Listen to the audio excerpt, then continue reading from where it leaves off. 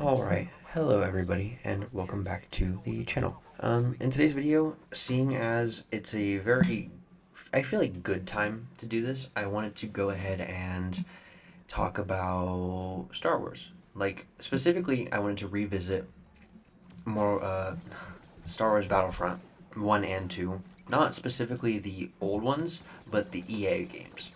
Um, I do know that specifically Battlefront 2 has a interesting reputation, and Battlefront 1 is kind of a forgotten game for the most part, I feel. But both of them, I feel, are good in their own aspects, and there are things that I think each game does better. But I wanted to go ahead and give a little bit of insight on why I was feeling like talking about this topic in the first place. And that is that, first of all, I love Star Wars. Second, it is a good time considering that this is this year is marks the 20th anniversary of Revenge of the Sith releasing, which is very cool.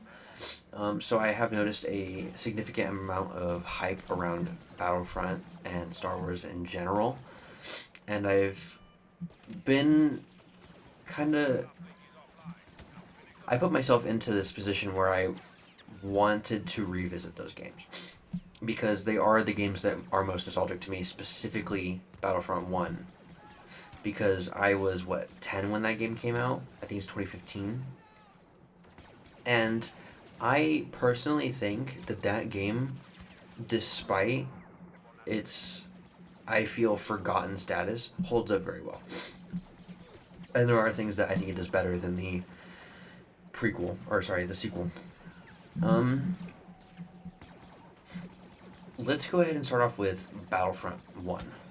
So, Battlefront 1 has the issue of only taking inspiration from the the original trilogy. I'm getting mixed up.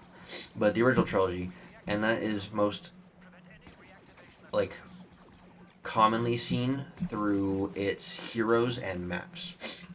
The maps in the game and the heroes are specifically only from the original trilogy, which I do think, for the heroes specifically, is to its discredit. Because with the original trilogy, there is not much to go off of specifically for the villains. Because Battlefront 1 only has one lightsaber character on each side, that being Darth Vader and Luke Skywalker, because they are the significant characters who wield white lightsabers in the original trilogy.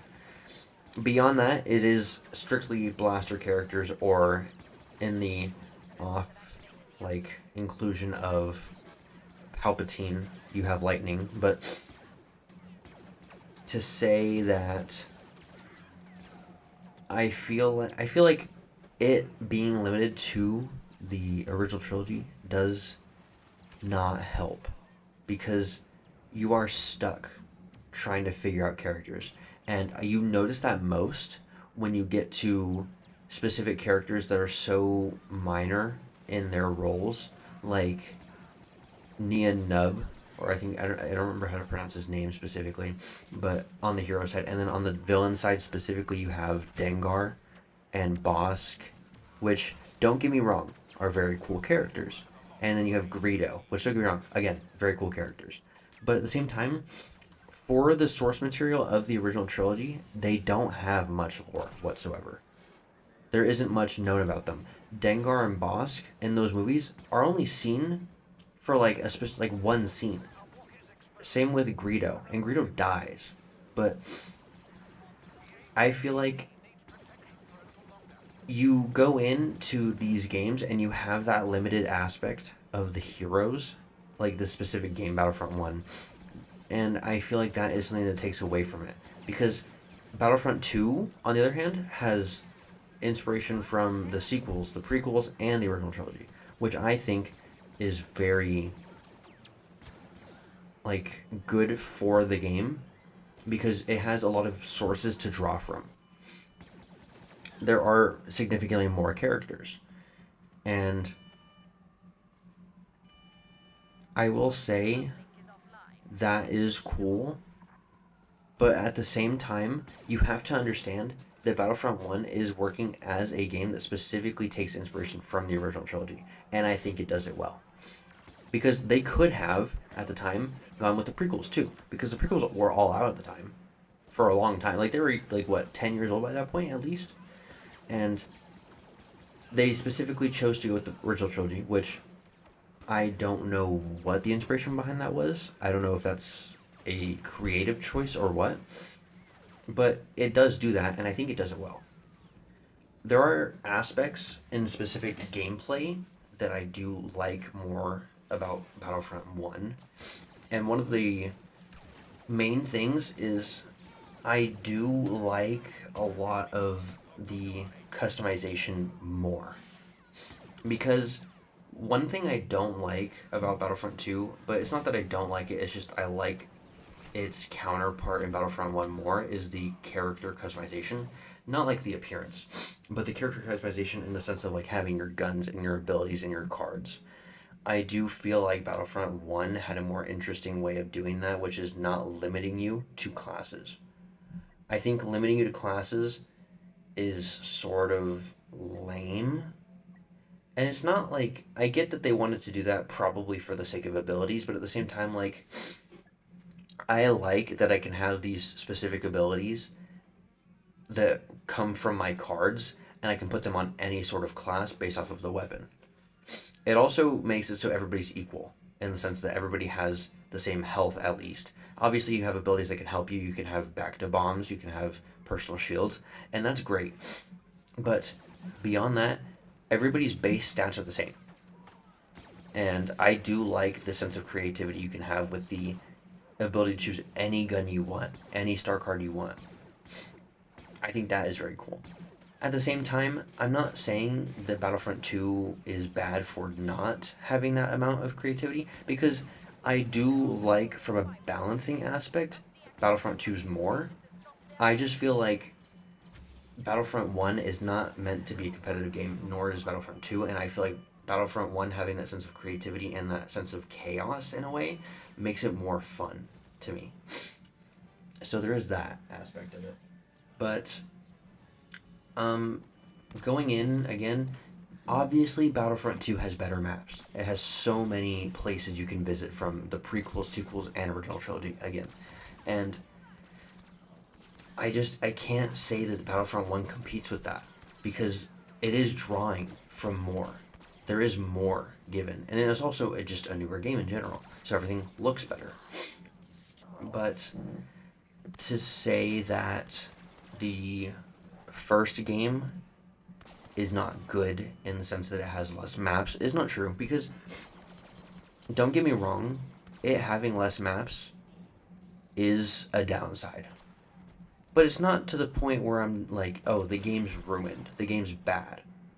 It's just that obviously each game has their strong suits. One thing again is the heroes, because the heroes are more abundant and are more interesting in the second game because you don't have those filler characters like Greedo. I mean, you do have Bosk still, which is cool. Bosk is a very cool character to have, and but you do have way more lightsaber characters. You have a lot of more dueling potential, and I think the characters are more fleshed out. Um, I will say though, another thing that I feel that the first game does better compared to the second is there is a interesting feature put into the first game that I feel like supersedes the second game by so much to me. And that is your way of obtaining star cards or specific guns. And I think that there is a lot that can be taken from this mechanic, and I feel like they kind of ditched it in the second, and I'm disappointed that they did. And that is the hut contracts. The hut contracts is something that you can do in the game where once you reach a certain level, and I don't remember what else you have to do, you gain a specific set of challenges that you can like take on as a contract. And by doing those challenges within that contract, you will you will complete the contract in a sense, and you will gain that item or ability, which adds that to your arsenal. And I think it's a very interesting way of progressing and upgrading your character that is lost in Battlefront 2. Because in Battlefront 2, all you have to do is play specific classes and ultimately just level up and then kind of buy in to like better levels. And I don't think that's an interesting way of doing it, because it makes it very simple and it makes it very rudimentary, and I don't like that. I prefer it being more of a, not grind, but almost to the point where you feel you've earned it. And I feel like that's super interesting. I feel like that being lost in the second one is something that is tragic to me. Um, but obviously there is strong points and weak points in each game. I obviously have mentioned that there are certain aspects of Battlefront 1 that I prefer more, and I will say that I do feel like a lot of Battlefront 1, like the gameplay, is not as good, but at the same time, it holds up well compared to 2, especially since it's an older game. And I want to say right now, and I know it's late to say it in the video, but I have so I have a sense of bias for Battlefront 1 because it is what I played. It's one of the first games I played on an Xbox, like a newer gen Xbox, the Xbox One, which, but yeah. So I do have that sense of nostalgia for it, and I don't think that's a bad thing. I think it's interesting to have that lens, and it is, I also think it's interesting at the same time to take that lens and not utilize that lens only, and also look at it through an objective standpoint.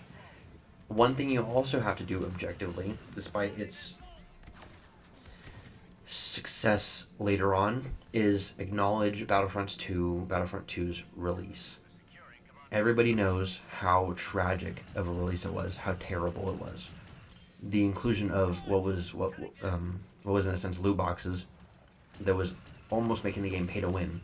It was just a very, very weak start for the game. Obviously, I am under the same crowd that believes that it got significantly better over time with updates.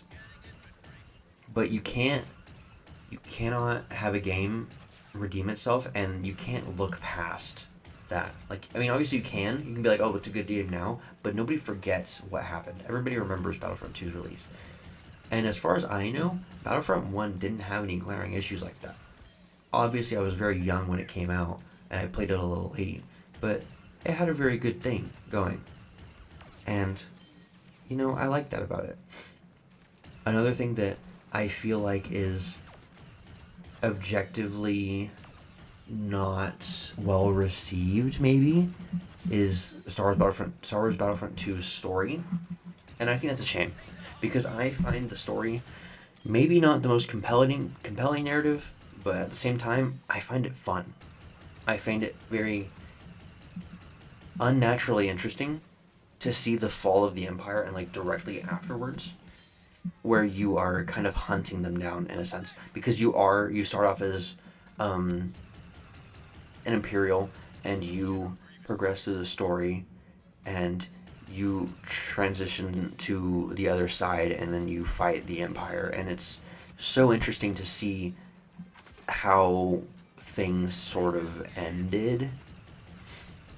And I do know that people are mixed on the story, but I find it very interesting, and I do think that them going and having the inclusion of the story is something that they tried, and I think that they did relatively well, and I don't think it's anything against them to try, and I think it is very admirable that they did.